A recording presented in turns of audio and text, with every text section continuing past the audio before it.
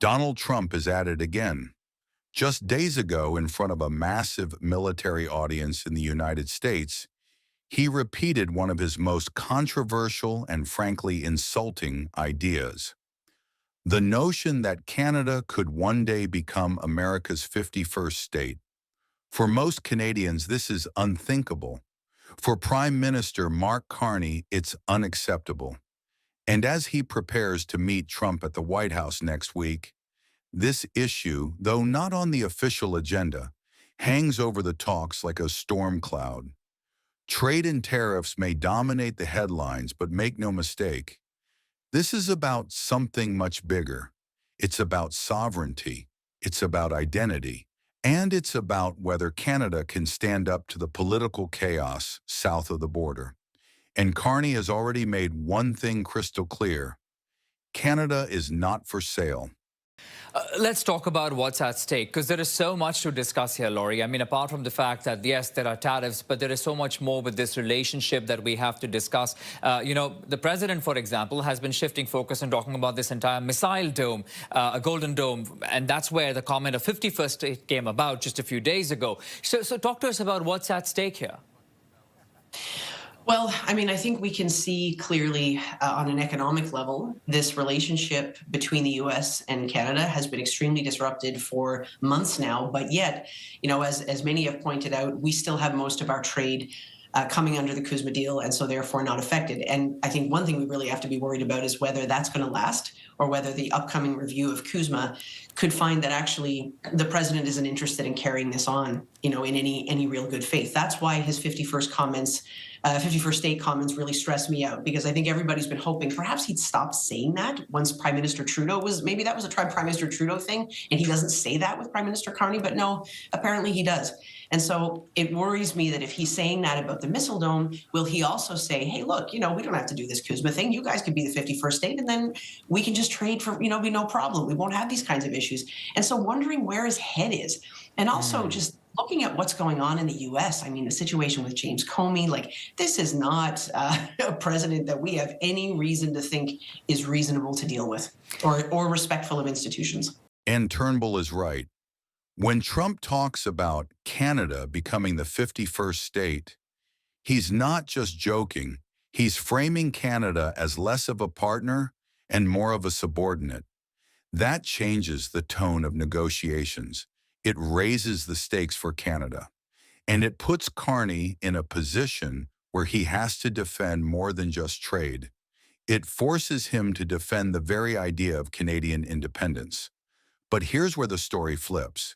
Because while Trump might see this as a bargaining chip, Canadians are reacting in the opposite way.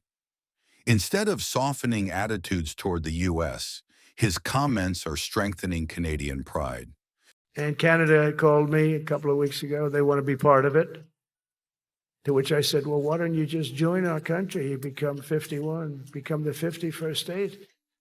A new poll finds Canadian attitudes against the idea of becoming the 51st state have strengthened. The poll conducted by Ipsos for Global News found more than 70% of respondents feel that Trump's comments have strengthened Canadian pride. Close to 80% of Canadians would never vote to become part of the U.S., while only 16% would join the country if offered incentives like full citizenship, currency, and financial asset conversion. Think about that. Nearly 80% of Canadians say they would never accept becoming part of the U.S., not even if it came with full citizenship, financial incentives, or the promise of easier trade. Instead of dividing Canadians, Trump's rhetoric is uniting them. It's making people prouder to be Canadian, and that unity matters. Because Carney isn't walking into the White House alone. He's walking in with the backing of a nation that is crystal clear about where it stands.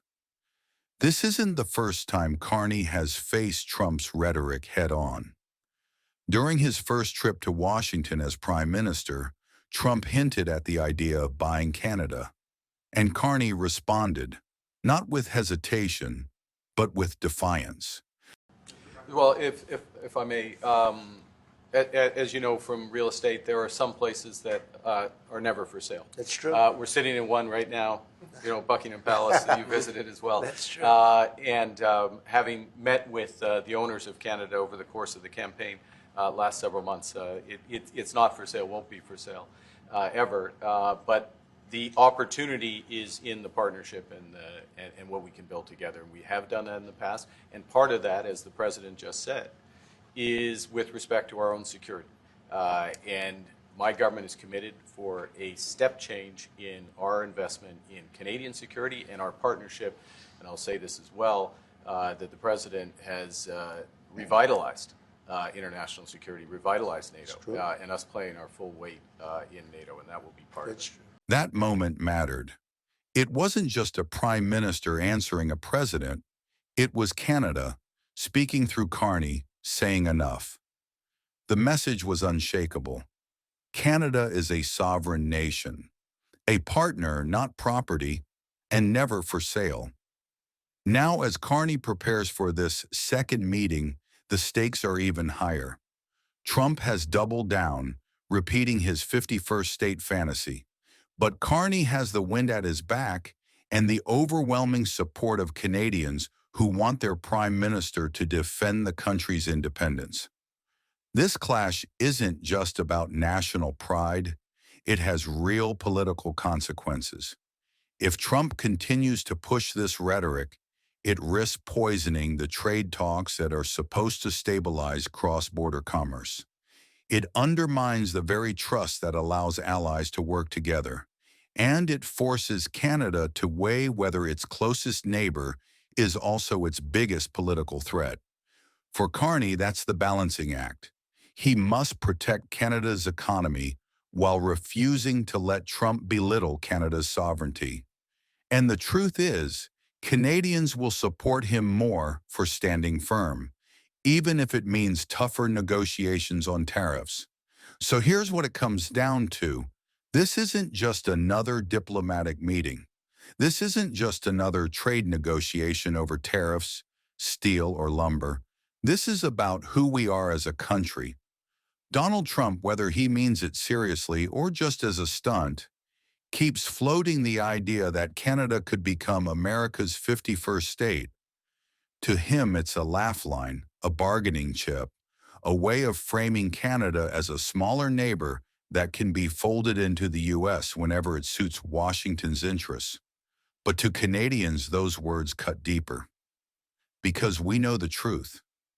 Canada is not an accessory to someone else's empire. Canada is not a province waiting to be absorbed. Canada is a nation, hard-won, hard-fought, and fiercely independent. Mark Carney knows this history. He understands that when he sits across from Trump, he is not just negotiating tariffs. He is carrying the weight of Canadian identity. Every word he says will echo back home. Every refusal to bend will strengthen Canadian pride. And every sign of hesitation would risk undermining what Canadians are telling him loud and clear. Stand firm, stand proud, and do not let Trump push us around. This is why the poll matters. Nearly 80% of Canadians reject the very idea of becoming the 51st state.